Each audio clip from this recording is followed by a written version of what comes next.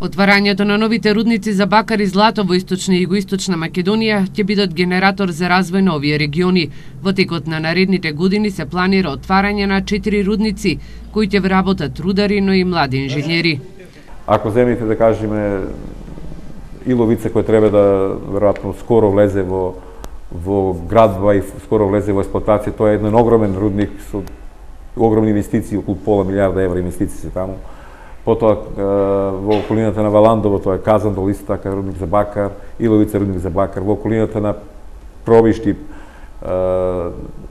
Плавица се планира влезе во отварање, исто така во Беровско, тоа е Кадиица. Така да има региони кои во овој момент се доведени во фаза, да кажеме, на поголемо сознание и поголемо знаење во поглед на минералните сировини. И мислам дека за тие региони тоа ќе биде значаен генератор на развојот. Ректорот на Штипскиот универзитет забележува дека на Природно-техничкиот факултет од година во година се зголемува бројот на запишани студенти токму за рударство и геологија, бидејќи овие програми се единствени во земјава и се со предзнак од национален карактер. Тоа е елитен факултет. Значи, во државата не постои друга програма од област на рударство и геологијата.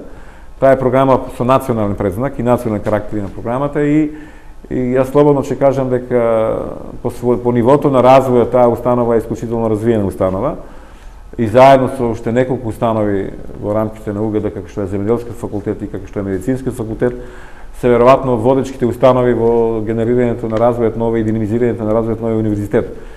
Во земјава во рударскиот сектор се вработени околу 13.000 рудари. Во моментов над 150 странски компании истражуваат на теренот.